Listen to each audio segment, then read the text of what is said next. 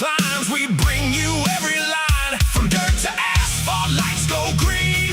Battle hard, chase the dream. Every lap, every turn. Feel that engine burn.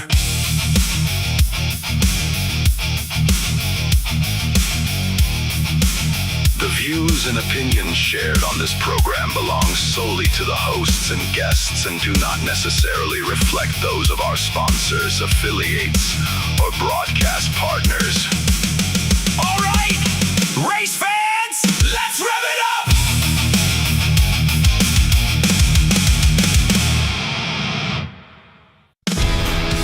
You've probably seen us all over the racing world and doing a lot of racing designs for events and race teams, but we also do a lot of stuff from small boutiques in small cities all the way up to Fortune 500 companies.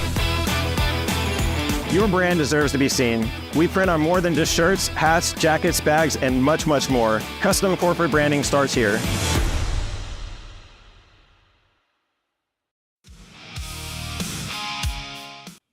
Well, hello, everybody. Welcome to another Thursday edition this week of everybody's favorite racing talk show all over the country, quite possibly all over the world. This is indeed the Revved Up Sports Show.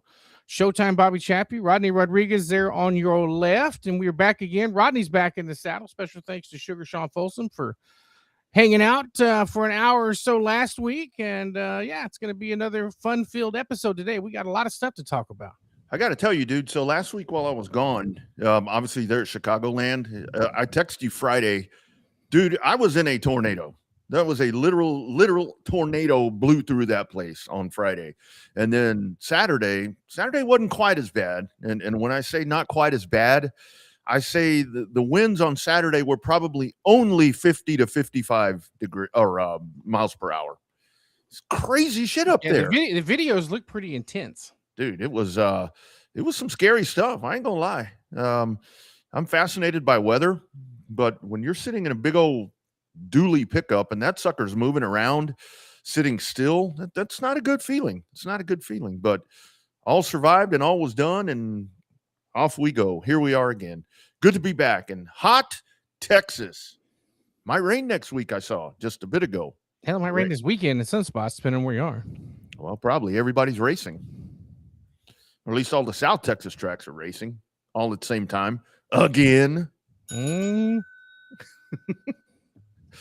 Yeah, well, you know, it is what it is. Schedules are schedules. That's what happens with that. But yeah, fun show we got. Super excited about what we're going to talk about here, probably at about 15 after, as we will add to the Revved Up Legends segment. We get another.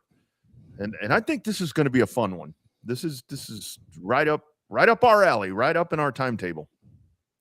You have to tell me later how that. I know how it happened that they made contact with you, but I'm wondering how he got your phone number.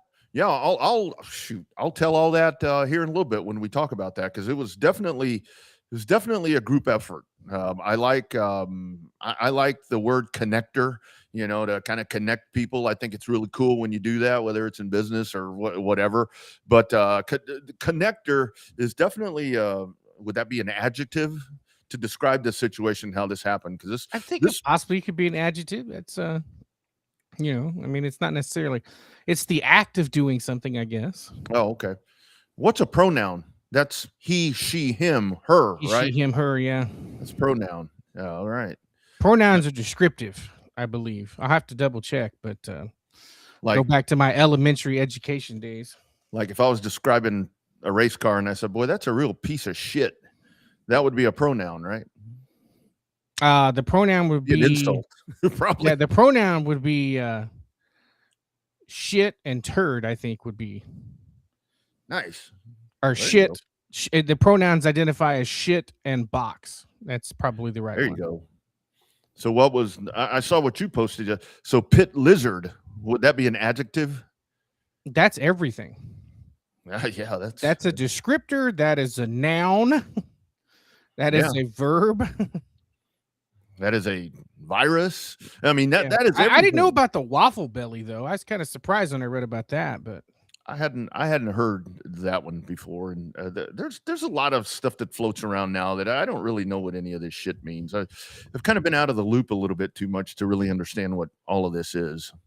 Well, you're getting old. That's why. That's exactly right. That's exactly right. The Speaking young of kids old, don't flock to us as much as they used to in terms of like speaking language with us and learning the new lingo and shit like that. well, hell, we taught this whole generation of racers right now how to talk. So I guess our work is done, right? Well, with the generation, but it's their kids that now have all this new shit that we don't know about. Well, they don't have any use for us now. I mean, they can go to Allen Iverson and learn how to do all that. And That's it's true. like, oh, so to answer that question, I answered it on Facebook with that tune that played right there. I think we talked about this already. That is not me singing. I don't think it's you, Bobby, is it? I mean, Not me. I just help coordinate it. yeah, it is definitely not me. I don't know who it is. And I saw another song dropped just a little bit ago today. I don't think it's anybody from here, but they dropped the song too. So it's like now all the racers are becoming entertainers. It seems like Mhm. a lot of Marty Robbins people running around here. Yeah, most definitely. Uh, yeah, They be wish. sh- They wish it was Marty Robbins. When I said, speaking of old, Dave Coleman, not that he's old, but the Slinger Nationals coming up next Tuesday, the 47th rendition of that at that amazing facility. Dave Coleman set to join us here from the Milwaukee General Sentinel. He does amazing work with them. He does great coverage there of that event. He will join us right around the bottom of the hour, and hopefully we'll be able to get some intel from him, as that's just a massive event that's coming up in lots. I love watching Slinger. It reminds me of Corpus, so I think that's why I have a Dude. soft spot in my heart for it. Absolutely. Me too, man. Every time that's on, it's like, man, they're just ripping that thing around there. But it man, that they do a hell of a job getting around there. And it's a heavy hitter list that is all set up for this one. And Dave can talk about that here at the bottom of the hour. But as we kind of lead things off, Ricky Brooks making some major moves right now, it looks like, as he not only is going to become the general manager of Citrus County Speedway, but I think the bigger thing that I know that got me excited when I saw it, because this is actually something Gina Child tried to do a while back, is there's going to be a pro truck series now, the UARA pro trucks, to add to the Sportsman, the pro late models, which has expanded now with the Cletus McFarland effect, and the super late model. So Ricky Brooks has his Didn't own. they have a Crown Vic class too? Oh yeah, they have the Crown Vics too. So Ricky's got it all. Conceivably, it looks like it could be like a one show rolling into town, and you get like Baskin Robinson. You get all 31 flavors. Yeah, I mean, it does set up to be really nice. He's definitely going to have that Florida market covered. I'm still interested this whole Cletus McFarland thing. Sean and I talked about it last week. I'm interested to see how that shakes out. Obviously, he's got the support of a couple of Cup guys behind him, Eric Jones, and then we're going to be, because he's going to run the battle at Berlin. He's going to run, or the Money in the Bank. Which one? I can't remember which one's coming up. I lost my train of thought. But whichever one's coming up at Berlin, I think it's Money in the Bank, is going to be his debut in a super late model. What I wonder about with Rick is, so the thing is, we know with the super late models that the competition is hot and heavy. So to be able to corner that market, I think is something that is going to be really tough. Which, by the way, speaking of late models, by the way, as they say, that's what you call a tease. The Nashville race, the super late model race, North South Challenge, has been canceled, or has it been postponed?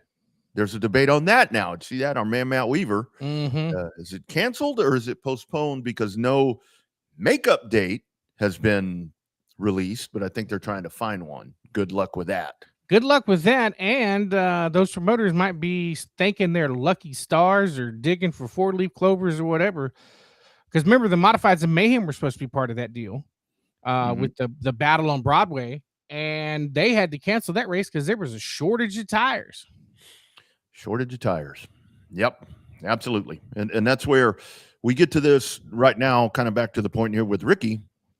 With UARA, with the super late models, look, I like what he does. I mean, it's every one day show. Yeah, One-day show.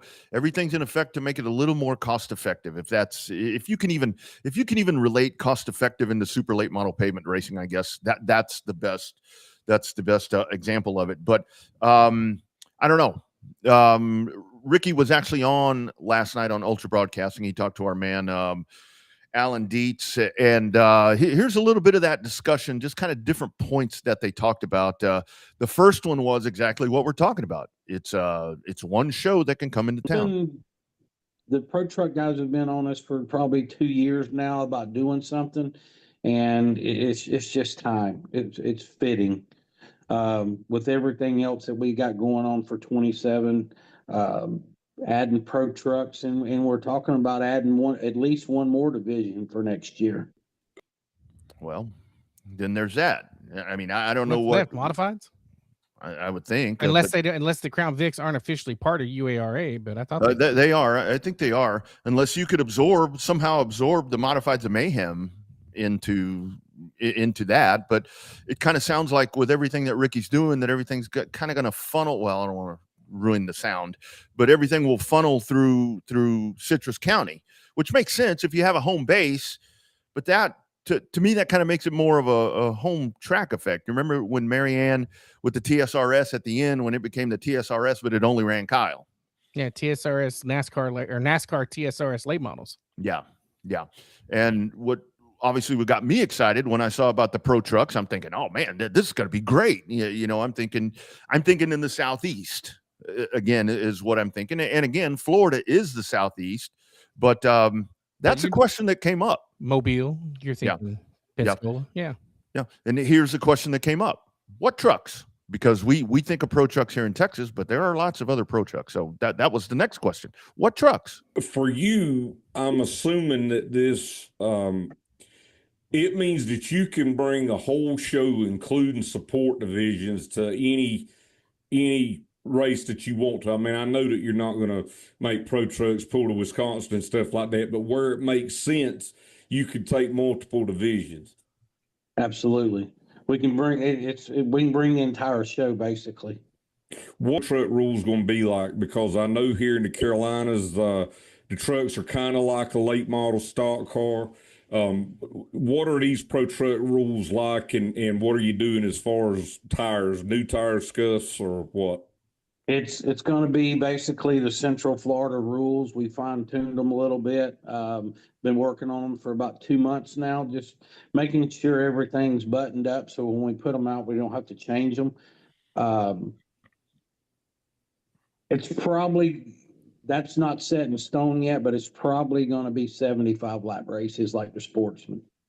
And it'll be new tires. Okay. Pensacola and yeah, he did go on to that, and here's the part. You know, I'm thinking, okay, the Central Florida trucks. I mean, they do. I mean, our friends at Sunshine State Racing, we see some of what they put together here. And again, this is Ricky Brooks. Here is why we're not doing the stuff that we watch. And out of Texas, they're similar, but the trucks that run at Pensacola and Mobile are a little bit more advanced. They need to be reeled back in my opinion, but right there. So, and again, because that's what he's done with the Sportsman, and you do see that like the Outlaws struggle everywhere else, but the UARA Sportsman, which run at Mobile this week in the Sportsman 75, they thrive. So this may work. It may work.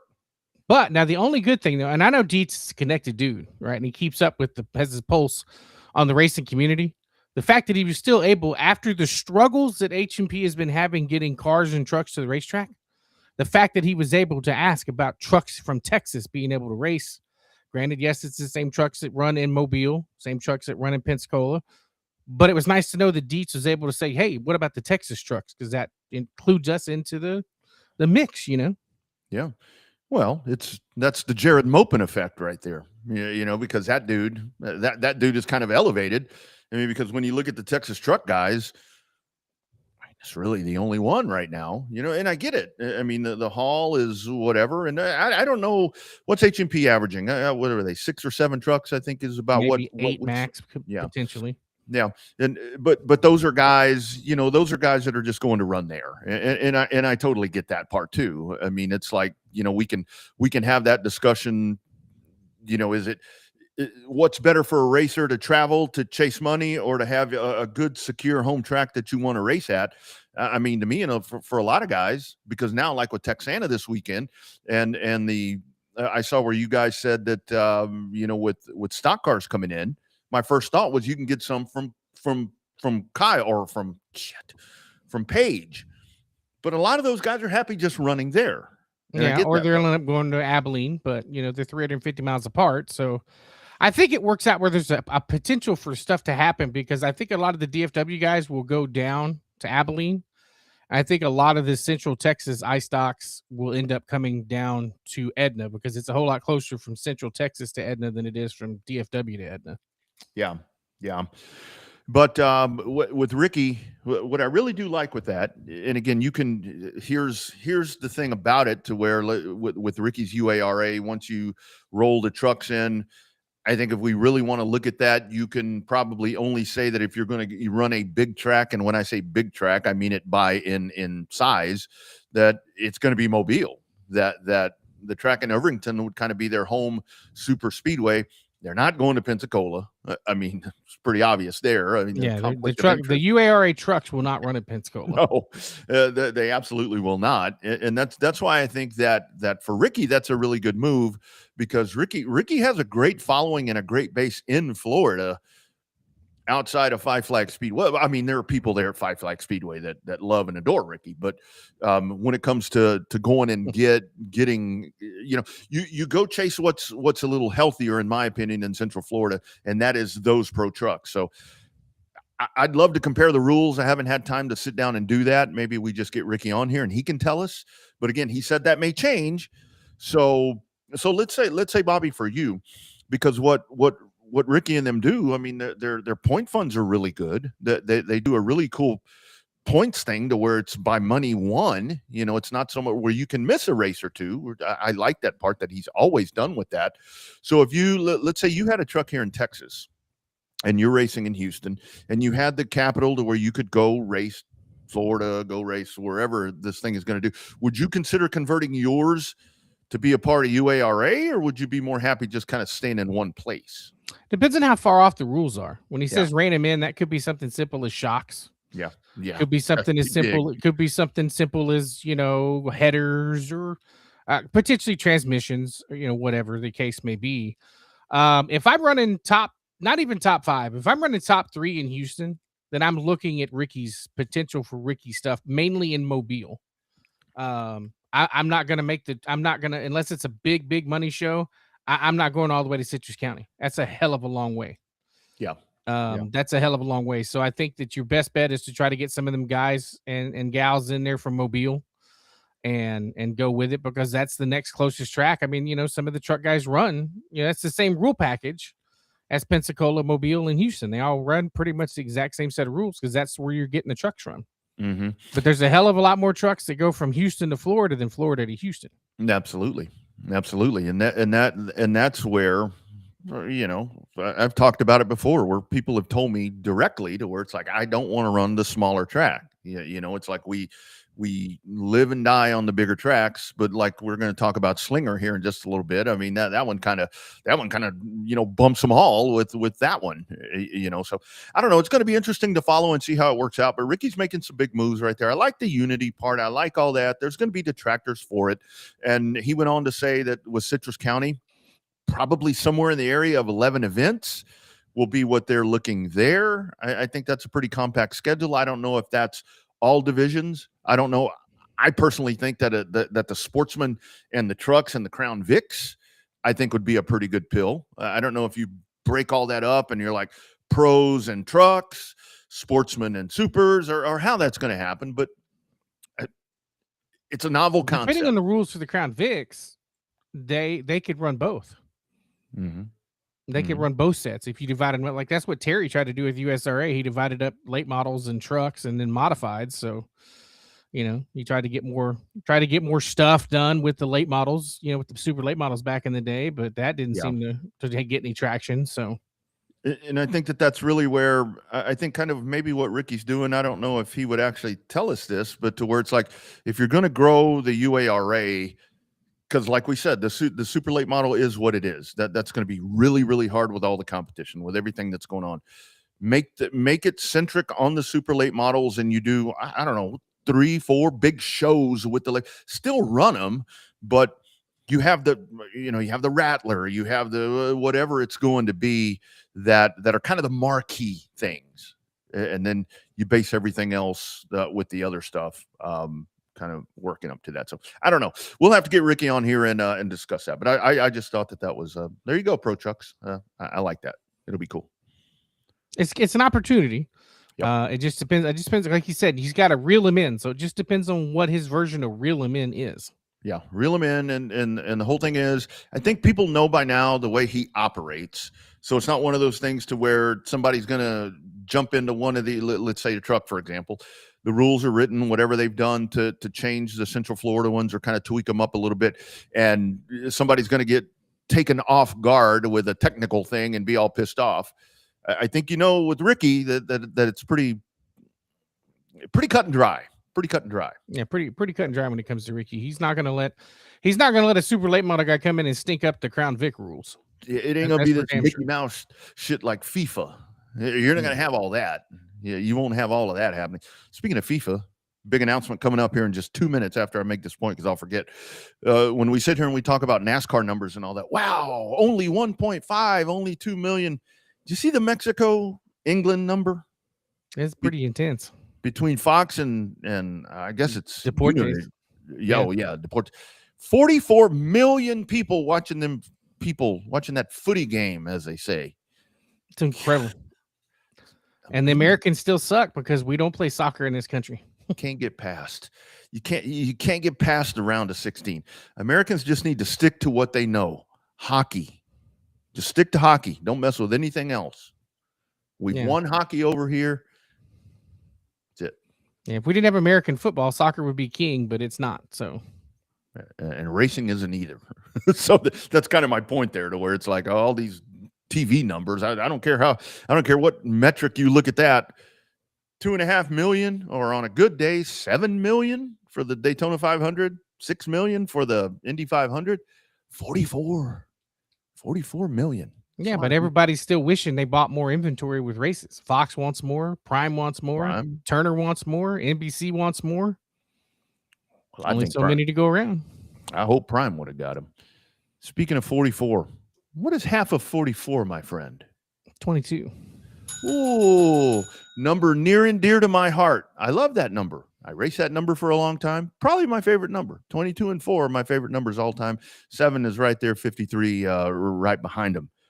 On this program, next Wednesday, 7 o'clock, another guy that ran number 22, much more successful than I did, by the way, will be joining the program. Here we go, friends. This right here. How about that? Anybody recognize that machine? I do. I watched that one a whole lot. 7 o'clock. I'm used to him in the black and gold 20. Yep. That's the one I'm used to him being in. Got the 20. This was probably 1983 or 84. There's another long-nosed, big-ass one that we'll get some pictures dug up. The Legend Series continues coming up next Wednesday night, live right here on this program at 6. We're going to get him right at the top. The great Kenny Neal. That's going to be fun.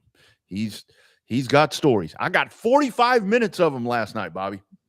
Wow. Dude, I'm like, man, all right, this is going to be good. He's like, I got stories. He's ready to go. He is fired up and ready to go. That's going to be a whole lot of fun. Going to be a lot of fun. For those that aren't used to the Legends interviews, they once we get them relaxed, that's when they start telling all the good stories. Yeah, absolutely. And he's got a lot to tell from right there in San Antonio. Just a lot of great things that he did, and that was very much a heyday. I mean, this dude, kind of started out in the Thunder stocks. Don't want to spoil it for everybody. We'll let him tell all these details, but kind of gradually up through the limited late models, and then into the late models and into Romco, and just a lot of different variations of race car that you saw him in, and those Miller cars right there, man. Those Miller American cars were absolutely gorgeous. Yeah, they were. Like I said, I'm more partial to the genuine draft number 20. And then that Oldsmobile that he ran for Cresswell, that thing was slick as hell too. So, but those were good time memories. It'll be a lot of fun. We will make sure to get that news posted on all of the socials, including the San Antonio Race Reunion page. So that'll be a lot of fun next week. He was actually, I mean, he was dropping names last night, and I mean, I remember Kenny. I mean, I remember when he started. I mean, that's an age thing, and Captain Bruce Wright right here, he's got it called the Mission Party. So this Kenny Neal, I guess that answers the question from our text this afternoon. Ken Neal was an Iceman too. Ken Neal was an Iceman at one time. I came after. Well, I guess Terry Labonte was before all of us, but and then now they're everywhere. But yeah, Ken Neal was an Iceman, and those cars were fast. He was talking last night. Here's the thing with Ken, because he's been very out of touch. We were talking about different drivers. He threw a couple of names at me, and I'm like, oh yeah, that no longer with us anymore. He's like, I didn't know that. So we'll be enlightening him on some stuff as we go on. But yeah, Ken Neal out of San Antonio, he be fired up and ready to go at 7:00 next Wednesday. That was gonna be a lot of fun. Yeah, a lot of fun. Can't wait for that. That is so cool to get to do those, because and if you're a diehard San Antonio fan, I think you guys will be the one to kind of dive in and catch some of that, because he's the memory is fresh. I mean, we even got to TWS conversation last night a little bit, and he told me some of that, and I'm like, dude, don't tell me anymore, because I want to act surprised with some of this stuff. Well, and the best part, the show is interactive, so we may be able to swing in some of y'all's questions throughout the show if we can fit them in, which is what we've done before on some of the Legends interviews. A little different when we do it on video. A lot of the really good Legends interviews are back on audio only. So yeah, you can always email us at revvedupsportshow@gmail.com if you have something that you'd like us to run by Ken, or message either one of us. A lot of times that's how it happens. Hey, ask him about this. And sometimes it's like, I don't know if I really want to ask him, because when people are like, oh, this will be funny, ask him that. And I'm like, especially when people start like with our male drivers, and they start posting, oh, ask him about so-and-so like a female. I'm like, I don't know if I want to go down that road. A lot of them laugh it off though now. That's a long time ago. Oh, well, some of them. Yeah. The statute of limitations is run out on some stories, but not all of them. Man, and talk about drivers from the past. Witchy posting right here. Charlie Heflin in the Benjamins number 21. Charlie Heflin won that race in Corpus at Coal Night in 1994, where Slick and all them crashed coming out of turn 4. John Kelly, Umscheid ended up on his lid there at one point there in turns 3 and 4. All his late model stuff for sale, $1,000. I wonder if that late model would fit a Fireball rule. Probably. I don't know if you have to have a stock front clip for a Fireball. I think you probably do. I think you probably do. I don't know if that would be a tube. That's probably a tube frame ass in for sure. But I don't know, because you think if it's still that stuff, you could probably modify it pretty good. Home build it and make it better. Yeah, modify it.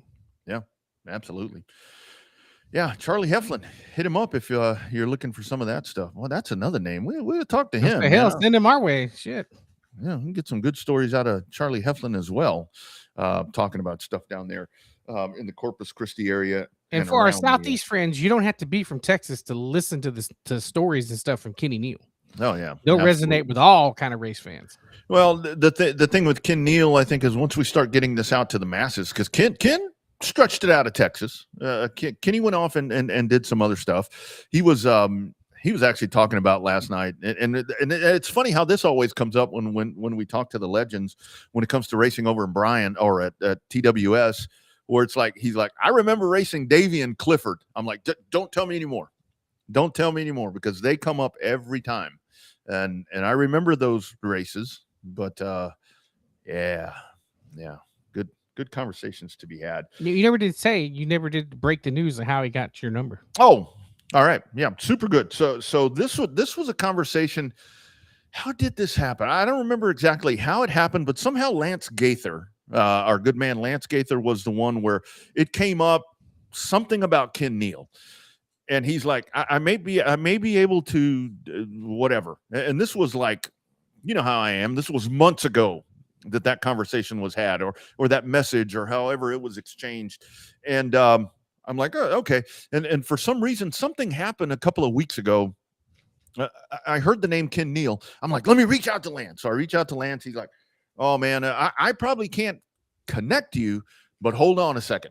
And so a few hours pass by. Then I get a message from Brandon McCall, also right there, San Antonio racing person. And so I get that message, and then I reply to that. And then yesterday, I'm just kind of sitting around twiddling my thumbs after I'd done some work. And I get a message from Brandon. He says, Ken's ready. I send him my number. And about 3 hours later, Kenny calls. Boom. There it is. Connection is made. How about that? That's nice how it works. I'll tell you, the joy of Facebook Messenger, man. And we do that for anyone. As we've always said, if you've got a legend that you want to hear on this show, that's right, just hit us up. We'll make it happen. Jay Watson forthcoming. We will get Jay Watson. Jay Watson will be on here, and we talk to him from all around the country. So looking forward to Kenny Neal. That is next Wednesday, 7:00 Central, 8:00 Eastern, right here. Hashtag Real Race Talk. 6. I'm sorry, 6:00 Central, 7:00 Eastern. Time zones. Speaking of time zones, we're in a different time zone with this gentleman that we're about to dive into right now. The Slinger Nationals coming up, 47th rendition happening at Slinger Speedway. It is our friend from the Milwaukee Journal Sentinel. Great stuff. You need to check out his stuff online. Just great coverage of the Slinger Nationals coming up. It is our man, Dave Coleman. How you doing, sir? Great. Thanks for having me. Absolutely, Dave. Thanks for taking the time. I know you were boots to the ground down there. Tell us a little bit. Of course, we're in Texas, like I mentioned to you. So with us, it's snowball derbies and all the different stuff here. We cover the Slinger Nationals each and every year right here with our program. Kind of talk a little bit about what the Slinger Nationals mean to you guys. That this is your big one right here, coming up on a Tuesday night. Yeah, it is. I mean, we are fortunate to have a lot of big ones, but this is it. I mean, Dick Trickle was in on this from the start. 1980, this thing started with Slinger Speedway owner Wayne Erickson, and they created a great opportunity to bring in some national talent, some recognizable names, and as well as some really talented local guys. And it's endured. It's just been a fabulous event. You got the entry list there. I mean, you can see some of the best of our guys, so to speak, and some development guys, and Carson Hocevar, who's, let's be honest, hard not to talk about him in racing these days. So it's the highlight of the season. Dave, the one thing I love about Slinger is that obviously they do these great big events like the Nationals, but I love watching the weekly show at Slinger. The racing action's good. Even the figure 8 with the school bus is always entertaining. And, and the super late models, they put on a fantastic, I mean, maybe not weekly, but, a fairly consistent appearance there at Slinger. They put on some great racing. How much, in your opinion, does that solid weekly racing series base help the Nationals? Or does the Nationals help weekly, or does weekly help the Nationals, or is it a little bit of both?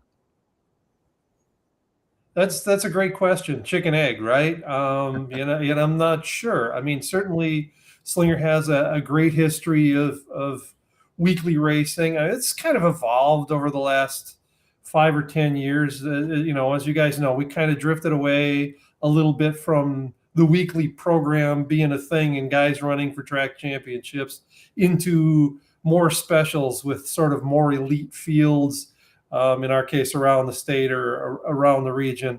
But the nice thing about the Nationals is it gives a chance for some of those local guys, some of those guys who've been out there for 5, 10, 20, 30 years, a chance to race against those big names. And really be in a good place because they're there every week. They may not have the budget, they may not have the overall experience, and they certainly don't have the national name part of it. But they're there every week. They know how the track changes. They know what happens, and like you said, they spend a lot of time doing. They put on some really good shows the rest of the year too. So that's one of the things that I think is really nice about it. Absolutely. Dave Coleman with us on the Revved Up Sports Show, previewing the Slinger Nationals coming up next week there at Slinger Super Speedway. Milwaukee Journal Sentinel is where you can find all of his great work, Dave. And kind of talking about that part right there, when the big hitters, as we want to call them, when they come into town, it really seems like for me that just with everything that we've heard and conversations that we've had, when they come in, kind of the cool part is they treat the regulars with the utmost respect. That is their place. They come in and super cordial, and that I know that's a small detail, but that really adds a lot of flavor, in my opinion, to a big race like this.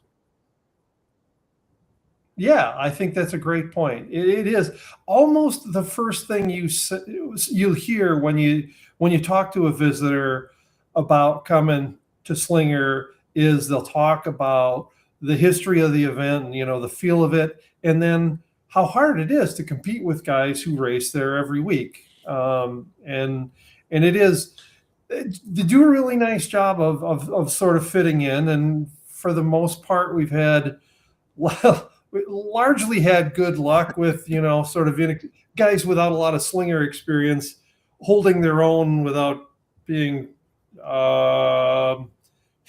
too much of a menace, letting that inexperience show too much. It happens. Certainly it happens. But for the most part, yeah, it's pretty good, respectful racing between the contingencies. And so it's funny. You get somebody like, this year, Hocevar, I think this will be his 4th trip. He said, not a lot. You get guys like Brad Miller, who was a track champion, has been out there for, well, he's almost as old as I am. So that gives you an idea how long he's been out there.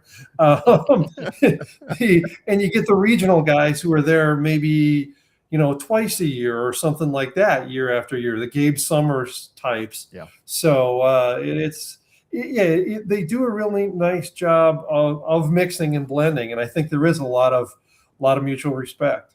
Dave, you kind of stole a little bit of my thunder. My next question was going to be about the regional aspect of it in terms of like Wisconsin, because we bring in guys from all over the country to talk about their respective stuff, from the Southeast to California, Pacific Northwest. They've come in from up in Maine and all that with the past series and all that.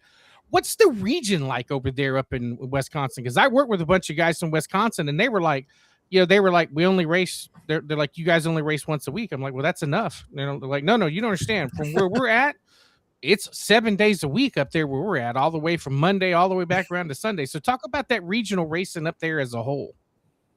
Well, my goodness, you're going back a few generations actually, that we were talking that it literally was 7 days a week, in the Trickle, Marcus, Sauter, Bach, Reffner era of the 70s and into the 80s. There really was. You could literally race 7 times a year. And I think that taught a lot of people that respect we were just talking about. You if you wrecked a guy, you were going to have to race against him the next. Well, first you were going to have to fix your stuff, or fix his stuff.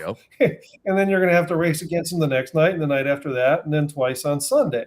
So, we don't quite have that much anymore. And like I said, it's kind of sad that the rules have drifted apart a little bit, in the sense that what works at one track maybe doesn't put on such a good show at another. So people have had to make adjustments that way.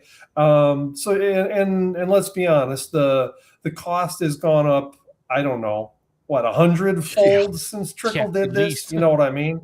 And whereas the money, the potential income has not kept pace with that. So it's really hard to do that much. But you get a guy. You look at the team that Ty Majeski races the short track stuff with.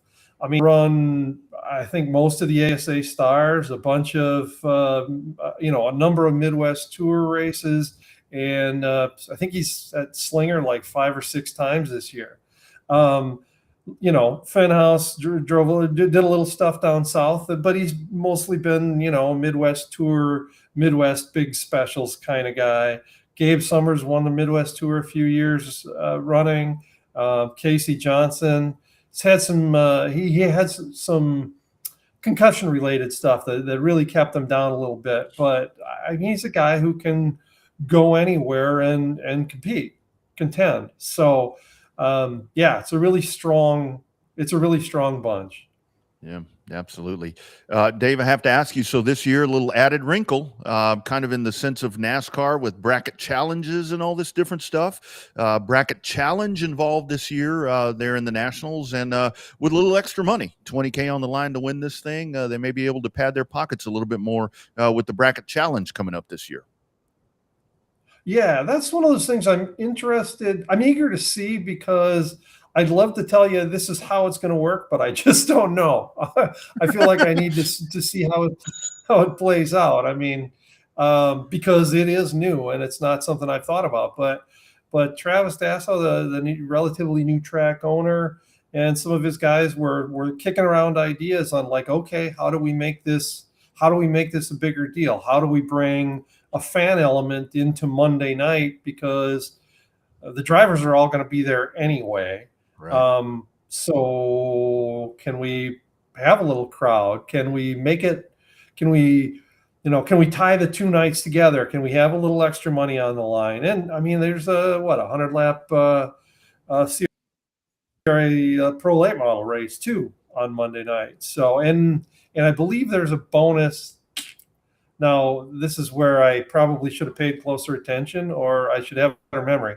But I think there might be a bonus if you can win that late model race on Monday and the Nationals feature on Tuesday. So, hey, I mean, if you're coming from out of the area and that's a reasonable option, sure, why not? Let's give it a try. And I see there's a couple of, like Derek Kraus is going to try it. I'm trying to think if there's somebody else that I've seen. But yeah, they're really, I mean, you go through tweaks, you go through cycles, interest goes nuts and then wanes a little bit, and you have to think of ways to spice it back up. And this is just another thing that's brought a new element into it. So I'm looking forward to seeing how it plays out. I hope we get good weather to cooperate, and I hope 35 supers is a great number to see for Tuesday, and then let's see how these things play out. I think it could be pretty interesting. So, Dave, what's the streaming situation up like there for Slinger? Because I know that we have discussions with promoters all over the country, and some say it's welcome, some say it's not. I think that, I usually use Marshalltown, Iowa as one of my examples, but I can use Slinger again because I watch a lot of Slinger stuff when the cup races are over. I'm sitting here in just south of Central Texas and I'm watching racing from Slinger, but if I'm a local guy, I need to get my ass in the grandstands because it's a great race on a Sunday afternoon, especially when you have a disconnect between the local short track crowd and a lot of the big mainstream NASCAR stuff. What's that situation up there for Slinger? Are they complexed about it, or are they just dealing with it, or what's your experience with it? Yeah, it took a little while to warm up to it. I mean, people, like anything new, you have to understand the benefits and the drawbacks to it. And I think initially it was a concern that it would take away from the crowd. Now I think, I don't want to say it's universal, but people have come to realize that other people are doing it. They need to do it. Maybe it helps draw some new eyeballs, and people, like you say, realize that is a pretty good show. And if they can get out there, then they ought to do it. So maybe they found it via streaming. They didn't know much about it, and it gave them a little taste. I think, it seems like it's a pretty good product with Flow out there. So it's been an adjustment, but I think it's been a positive thing. Absolutely. Dave, last one for me. You got 2 4-time winners of this event that are going to be taking the flag or taken to the track next week. Ty Majeski, we've talked about him. Just such a I mean, we watch him, just an amazement with what he does right now. But Rich Bickle. Rich Bickle keeps coming back for more. How cool is that? The intrigue of this Tuesday night Slinger Nationals, that you get Rich Bickle coming back time after time, that pretty much tells me what this event is all about. Yeah, Richie really loves this. And it crushed him all through the 90s. Like, he was not able to win it. He came with a good car every year, and it just didn't work out for him. And then he finally busted through again. And yeah, obviously this means a ton to him. Almost as much as all the snowballs. Yeah. Yeah. But yeah, for a guy who's been retired 3 or 4 times, to see him in his, well, let's see, I'm not positive if he's collecting Social Security, but he's certainly pretty eligible. Damn close. Yeah. What's been fun is, he comes out there. You don't want to see a guy come out there, and a guy like that to come out there and just ride around in circles. He has been competitive. Now, he's had his share of issues the last few years, which is unfortunate. Stuff breaks. Maybe stuff's a little more likely to break if you're not testing it out every week. Right. So he's, has had some trouble getting the results he'd like, but there have been times he's been fast for sure. Fastest car in the field for a while. Unfortunately, for a while doesn't necessarily get you the trophy unless it's at the end, But yeah, he's always fun to watch, and there's nobody who knows that place as well as he does, who's seen it. Let's be honest, he's been going out there for what, 43 years, something like that. I'd be just guessing, but I bet you it's somewhere around there. Absolutely. So yeah, he's fun to watch, and Rich, anytime you get Rich excited, that's also good theater. So I look forward to seeing if he and Carson Hocevar are anywhere near each other. That could get sporty. It could. Absolutely. Well, Dave, I got one last one for me as well. Is there a particular nationals that stick out for you, or is it one of those things kind of like when we go down to the Derby, you're just excited for the next one to see what the next page is going to be for the event? There have been, two things here. One, I have a really lousy memory, and 2, if there have been 40, this will be the 47th one. This will be my 34th, maybe.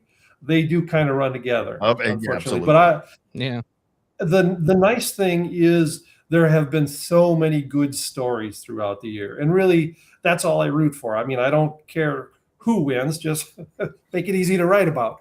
No, just put on a good show, and there have been a ton of memorable ones. To see Kyle Busch win it after trying and unsuccessfully a few times, to see Bickle win it after not for a while, to see Majeski moving up, to see Fenhouse winning at 17 and then getting into the SRX race when that was when there was that connection. There's just been to see Brad Miller get it a couple of years ago, while the circumstances were unfortunate that it happened in tech. That's not the way you want to see somebody win it, or you see it decided. But he'd been trying that thing for a long, long time, and part-time team, a bunch of guys in their 50s, and they ended up winning it. I think he had the idea, but it sure didn't look as good, like there was as good a chance as there was 10 or 15 years earlier. So, all those things. There've been so many, and they almost all of them have had some cool twist. Absolutely. That's what it's all about. These historic races. That's what makes them so cool. Dave, speaking of years, by the way, happy belated birthday. I saw as we were looking around today, I saw you had a birthday yesterday. So hope that was Slinger Nationals for your birthday every year, man. You can't beat that. Hey, last year it fell on my birthday, and I hit one of those milestones last year too. So that's what it's all about, right? I survived another one and survived another nationals. So You hit thank you very 21 last year, so now you're 22. So there you go. You're ready for a bunch more. Ready to go. Ready to go. Yeah, something like that. Yeah, there you go. Dave Coleman, Milwaukee Journal Sentinel. Thanks for joining in, my friend. We'll be following along and may have to get you back on. We'll get a recap, man. Looking forward to this event coming up next Tuesday night. Sounds great. Enjoy. You bet. You bet. Thanks, Dave. There he goes. Big race. Still to me, it's like on a Tuesday night. It's like tracks around here. So much fun. Can't fill them on Saturday. You're off for a month. Not picking on any one track in particular. I'm picking on all of them. Off for a month. Still can't fill the stands. And they ain't got as many stands as that place. That is just, man. Oh, it's gonna be cheek to cheek there on Tuesday night. It is. You are so right with what you were saying. It is just so fun to watch the racing there. God, those cars are just ripping around that place, man.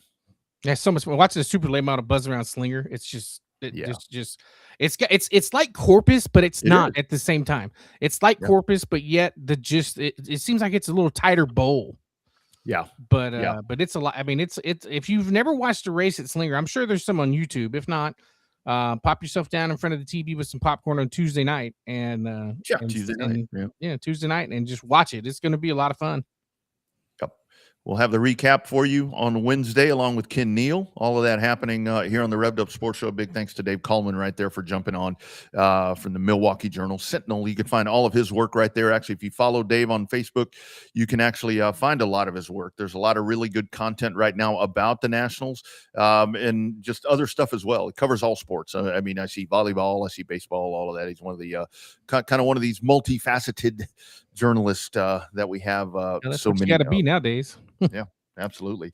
Before we go take a quick break and then come back to put this in the oven, a couple of happy birthdays. We talked about Dave right there. Big happy birthday today. Our man, my partner in crime, my natty light friend. Happy birthday to the great Terry Barton. He also turns 21. That's right. There's Social Security. He's been getting AARP letters for a long ass time. Yeah, Terry Barton and that dude. Yeah, I'll tell you, man, that's a fun guy to tell stories with, man. I bet he'll be tuned in. I need to call his ass and tell him, hey, Kenny Neal's going to be on. That way he can listen. Straight here's a coinky dink, I think. So Terry Barton at one point driving the number 27 Thunderstock. That is actually the car. I don't know if it's the exact same car, but I think the paint scheme and all that, I think that's what Ken Neal started in that 27 car. It's a Chevelle. We'll have to let Ken tell us that, and we'd probably have to verify that with Terry. A couple of other drivers of that 27. That was really fast. Thunder car back in those days is what they call them. Also, a happy birthday to our man, the main man, the MVP of Houston Motorsports Park. A happy birthday to our man, Isaiah. His birthday is today. He had messaged me, said he was having a birthday party over the weekend, but of course I was out floating in Joliet, so not able to do that. So happy birthday to a couple of our great friends right there. Stick around, friends. Coming up, we'll talk a little bit of NASCAR, just a little bit, kind of touch on just a couple of things. Our Sean Folsom photography photo of the week will also be coming up, and then we'll get ourselves out of here and get you ready for the Lucas Oil series as they are getting set to go on flow. But first, a word from our friends at My Race Pass. Welcome to the My Race Pass app, the #1 app for motorsports fans. We want to make sure you get the most out of your My Race Pass app experience. With your new free account, you can use the My Race Pass app to see race day information, including event entries and official lineups and results for over 600 organizations across North America. You can also see track information and purchase online event tickets for select tracks. With your free account, you can also search for a track or series on the My Race Pass app and favorite their profile to receive news and race day notifications on your mobile device. To see more information and to see which app subscription is best for you, be sure to visit getmrpapp.com. My Race Pass, the ultimate racing resource. Why is branded apparel so important for your company? Well, because a shirt or even a hat that has your brand on it gets worn to grocery stores, baseball games, or even family reunions. The impressions are endless and they last years. Contact us today so we can help elevate your company. On Demand Shirts, official apparel provider of the Revved Up Sports Show, of Dirty Air Sports, of Dirty Air, of Showtime Bobby Chaffee, of me, and a bunch of you on Demand Shirts. Check And them if out. not, you're missing out. Yeah, you need to wear the cool stuff. You need to wear the cool stuff. Even though I'm not right now, I have plenty of it. By the way, if you need merchandise, there is an online store there where you can get that. If you go to revvedupsportshow.com, up in the corner, it is right there. They can get you that. If you happen to run across me or Bobby, we might have some of that with us. So just let us know. One quick note, you've got, I know you guys have a big factory stock show coming up at Texana. We can touch on that here just a little bit when we talk about our southern portion of events coming up. But Chatham, Louisiana at Super B Speedway, I guess we can kind of call it direct competition to you guys because a lot of those big hitters up there in the northern parts will probably be heading out that way for a $10,000 factory stock showdown. Again, a big money race. That's a lot of money. It's hard to turn down. But the thing about it is, Bobby, like we were kind of talking back and forth. For you guys at Tex, I think it's those guys. It's a hell of a long way down there. It's a hell of a long, and it's a nice, healthy purse that you guys have put together. But it's not $10,000. These are the ones that are going to draw, man. Yeah, it's not $10,000. Yeah, and you never know. I mean, you never know. You may get some of these guys to where it's like, okay, do I want to take a chance in even making this race at Chatham, or do I want to go where I think I may have a better opportunity to be in the better money? So it kind of all depends on how they look at it. I think if I were a racer, I think I'd go to Texana. Obviously, it's closer to me, but I just think my chances would be better. And again, this is not whatever, because we talk about a lot of these guys going to Chatham. But anyway, just pointing that one out. So you have that big one happening there. Touring Outlaw Modified Series, the big mods will be racing over at RPM. All right, our Sean Folsom photography photo of the week. Boom, right there. Another beautiful shot right there. This is over on the high banks of Cotton Bowl Speedway, the IMCA Southern Sport Mods, top to bottom. Jason Hubert Sr. up on the top side in the 778. You got Jarrett Roberts there in the 6. Eric Sigilski in the 17 or 117. Little Nasty down on the bottom side there in the 601. Little Nasty wins again, Bobby. Another great shot. He's found something, hadn't he? He's got that thing on a rail, and that rail is going fast as hell. Yeah. And again, this is and again, Cotton Bowl in action this week down here in the South. This is the stuff that you see right there. As big and wide and fast as that racetrack is, Sean has a lot of opportunities to get photos because it's big, it's wide, it's fast. All good things that they say in the commercial when they go to sell tickets. That's great. You've been watching. You pay attention to commercials. 106.1 K-Tex, man. Hey, man, I like that. That's some. I like that alignment right there that they've got with that. It, the power of terrestrial radio. Of course, we're saying this after iHeart. Well, I can say iHeart. iHeart. Yeah, I don't work for them. Another round of layoffs, man. It's getting tough. Local talent's getting wiped out, man. I don't like that. That's why I'm glad that we have the opportunity to do these, because it's there'll just be more popping up when people try to go out on their own, though. That's the only drawback. This big corporate radio, man, it really takes away. And I really noticed that. I know I sent you that thing today of that dude that was voice tracking stuff, but now, especially now, because I know how it's done, because I've done that, to where it's like when I was in Chicago the past the other week, I was in a rental car and I didn't have, I had the Sirius XM app on my phone, but I didn't really turn it on that much. But you listen to it and I'm like, that dude is not live. That dude is tracking his shit. Oh yeah. Yeah. You tell the difference. Speaking of shit, do you happen to remember from the days here in Austin, Channel 36, do you remember Layla Rahimi used to do the sports? She's like drive time in Chicago on a sports station. Oh, wow. Yeah. pretty cool for her. There's your Sugar Sean Folsom photography photo of the week right there. Be sure and check out Sean's stuff. Just amazing stuff. And of Hey, course, speaking of podcasts and stuff, I did some research. I got an email that said I'm not taking full advantage of my Amazon Prime account because apparently I get a whole bunch of podcasts. Yeah. Did a little research. Guess who's on the podcast list on Amazon Prime? Dale Jr. Well, among others, yes, but we're on there. Oh, you're shitting me. No. Really are. I did some research there to look. You got to search for it all the way. Revved Sports Show, and we are damn sure there on Amazon Prime underneath the podcast.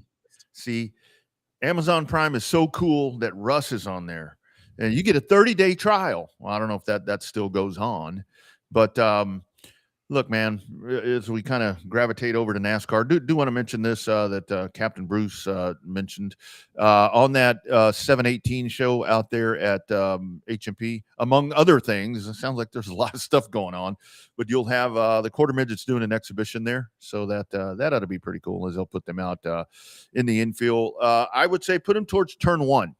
Put them out towards turn one. I don't know if they did that last year. We put them in turn 4, and I think we should have put them over on the other side. And that's bad on us, but that's okay. Whatever. As we go over to the NASCAR thing, I first Chicagoland, great job. That this poster back here that I have, that this was actually given to me by Kindle by my daughter. And this, in my opinion, that was the heyday of the NASCAR tracks. And I think there's probably only 2 road courses on there, which is Watkins Glen and I guess Sears Point. I think it's probably the other one. But Chicagoland, all of those. Chicagoland is still racy. It's bumpy. It's everything you wanted it to be. Yeah, it was. People showed up and showed out. That's how you rally around something. And I ain't lying, Bobby. That was... Dude, it looked like TMS the first year. Parking lots, people were stuck. We had people that were helping us with our job. We had two people that got stuck on Friday night. I mean, it was a freaking mess. They found a way to make it work. And it was sold out. Here we go. Oh, here we go. Sold out, meaning every ticket available was sold or accounted for, I guess. Because It's like, I feel like I'm in a political debate every time I bring this up because like, no, the seat was empty. Well, the seat got sold. Well, they probably gave it away. Well, but the ticket wasn't available is what I'm trying to process here. Well, I mean, it is what it is. I mean, people are going to complain. People are going to talk about it. It looked packed. It looked full. Yeah. I mean, it looked like there was a ton of people.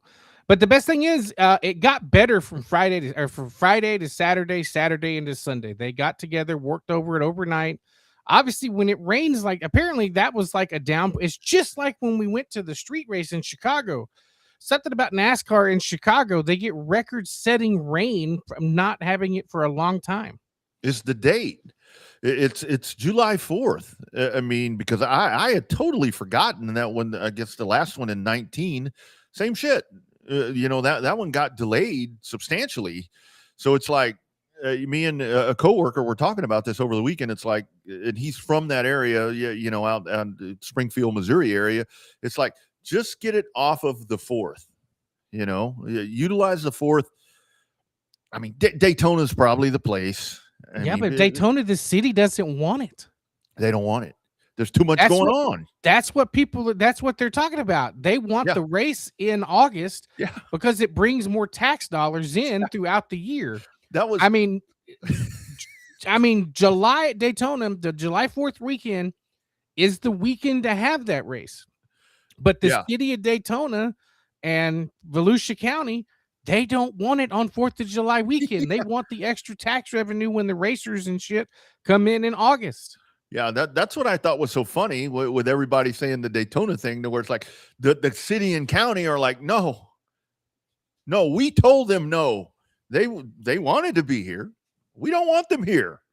That there's that too. I mean, that's where, and see, this is where a lot of this, and here's the problem that I saw at Chicagoland, because Chicagoland is very much like the entrance into Chicagoland, dude, it makes 812, as much as we laugh and talk shit about 812 getting into Coda, dude, it makes 812 looked like the tollway out here.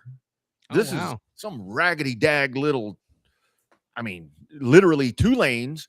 It's under construction right now. And I saw people complaining about the construction. It's very apparent to me that construction has been going on for a long time. So they had to adapt, and they were doing different things. There's a drag strip right behind there. So they were moving people back and forth in. But, when you want to complain about the weather, I mean, look, it's uncontrollable. I just think get it off of July 4th. I mean, that's probably the answer. But of course, just like anything else, when we have an event like this, and this is where I've with the San Diego thing going over to 4th of July, it's probably a good idea. Apparently San Diego's going to come back. I kind of like the idea if you're going to actively involve the military, maybe find ways to go build tracks at other places. You can build one in Fort Hood. Although granted, the mayor of San Diego doesn't want it on 4th of July because apparently they do a bunch of 4th of July related stuff already. And I fully say this with the most confidence, and people can be mad at me if they want. I get messages all the time where people are pissed off at what I say. The Chicago street course race on July 4th, people didn't like it. It was no good. People were going to get shot. People were going to whatever. The weather didn't help. I totally get that part. The San Diego street course race, again, same concept for the most part, a temporary racing place, but it was involving the military. It was on the 250. It was on all of that. Great. Best thing ever. A lot more receptive. Yeah. But hell, Chicago wants the race back. They want the street course race back, despite NASCAR losing their ass. And I heard what's his name say, why can't we run them both? And I mean, don't back to back them like they used to do. Remember Pocono? They race there like 2 weeks apart. I mean, Don't do that. But yeah, I mean, maybe it'll work. But Chicagoland just kind of felt like what we call the modern era. Yeah. Just the track was a little beat up. Speaking of beat up tracks, did you see the fairground? So when they announced this postponement, cancellation, cancel with 1 L, cancel with 2 L's, whatever it was. Did you see the pictures of the track where they're like, I mean, I know they don't have a lot of money to fix the place, but dude, they're like cutting up big ass pieces of that place. That track needs some love. That ain't going to get, nobody's going to put money in that track till they figure out what they're going to do with it. Ain't nobody going to give that thing love. Nope. It ain't. It ain't long. With the fairgrounds, I hate to be the Debbie Downer, but the fairgrounds will cease to exist and will be a parking lot for the soccer stadium in the next 5 years. Within the next 5 years. It will. Yeah. I think the local government or I think whoever's kind of the catalyst and all of that, they're just kind of sitting there dragging their heels, giving people hope. And then at some point they're just going to pull the trigger on that thing and be done with it. It's just not possible with where that sits, with the amount of noise. Can you imagine a cup race there? You imagine a truck race there? I mean, there's no way. Absolutely. I mean, I hate to say it, that's a grand old racetrack. They are disappearing. That's why you need to go out and support your local. But yeah, that's within 5 years, it's going to be a parking lot for the soccer stadium. Chicagoland, very few and far between to where you get an opportunity to do that. And we've seen it ourselves with San Antonio Speedway. We had 4 chances to try to revive it. First one was great. That's where I go back to, if Chicagoland is back on the schedule, do you get, maybe it does, because they've been bitten. They've been bitten by that before. And I think where Chicago does work, or Joliet does work, is that there's a lot of people in St. Louis that are pissed off because they don't have an NFL team, and they have the Cardinals and whatever. But it's a thirsty fan base, and they want something, and they do gravitate. And a lot of race fans go to both. They go to Joliet, and now they go to St. Louis. They go to Gateway. Yep, absolutely. But we do know one thing for next year. There's going to be at least 3 road courses on the schedule: Watkins Glen, Sonoma, and Coda. Yeah, because they're selling tickets for Coda already, so that's good. It's going to be a street race. The Roval's dead. We're not going to see the Roval again. And I like that one. I love the Roval. I thought it was great. Yeah, me too, man. That's, I know I've got a heart on for TWS, because we used to do that, or they used to do that. But man, I like that concept. I mean, I think that's great. I don't know, man. Before we go to IndyCar and wrap this up, as I say that for the fourth time, your man and Bobby Hill don't say it on the mess with radio. Aussie. Everybody's talking about, oh, he doesn't know how to rough him up. They hadn't watched him race in supercars. He knows how to rough people up. Well, but never admit to it on pit road and never admit to it on the radio. Yeah. Dude, sharper than a $2 pistol. He's not like all these other people that get over there shooting their mouth off and talk, I'm going to get him. I'm going to get him. No, never say that. Even when you do it. And NASCAR did good by not penalizing Hill for coming up and sideswiping him. Yeah, I agree. I mean, they let it slide. Obviously, it's been 3 instances now, because a lot of people forget when after that wreck at San Diego, he started backing up in front of Hill. And then when Hill go the other way, he started going forward. And then when Hill went the back way, he backed up, was blocking him for about 2 minutes, driving back and forth in front of him to keep him from driving away. What did Austin Hill call him? Van Steve Gutenberg or whatever he called him. For SVG, I hope that this gets settled enough, because he's still in the chase right now. Don't get consumed with this guy that's in the back all the time. I mean, he's going to get replaced by Gragson. Gragson's going to end up in the 33. I think that's a better move. I mean, I was reading some stuff today to where it's like Austin Hill likely to the 33. I'm like, hell no, put him back in the other car. That you let the good one get away already, for crying out loud. I mean, you let the good one get away. Josh Berry at front row is a really good fit. Yeah, could be. Even though they're probably going to put Lane Riggs in that car. Yeah. Speaking of that, then you had, like we were talking right there with Dave Kallman, and again, we'll get that reposted and get that out on YouTube for the Slinger Nationals preview. But you had Zane Smith and Carson Osavar getting all locked up. It's like, yeah, Denny Hamlin and all these guys doing amazing things over here, and then all the action's happening back in the middle portion of the. And see that's why we go back to. It's not necessarily up at the front. I mean, there's action happening. You got to watch the whole thing, and TV can't show it all. That's why you got to be there in person. How do you miss that?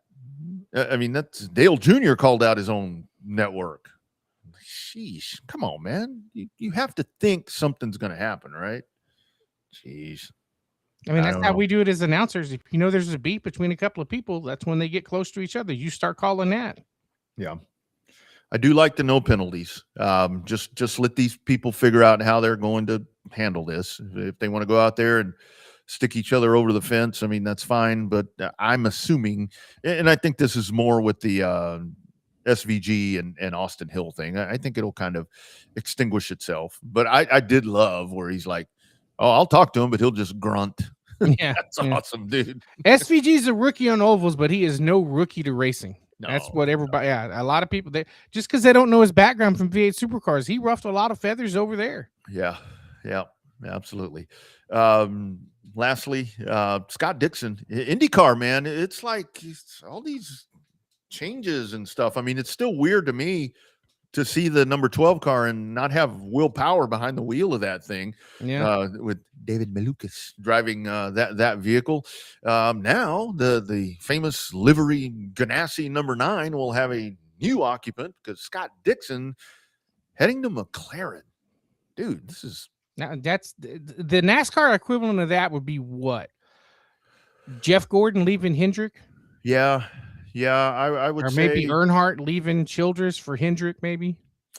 Yeah, maybe something like that. Yeah, kind of. Well, I guess kind of like when Kyle Busch. Remember, he went from Hendricks to Gibbs. Yeah, kind of the same thing. Kind of something like that. But yeah, Dixon. That's going to be.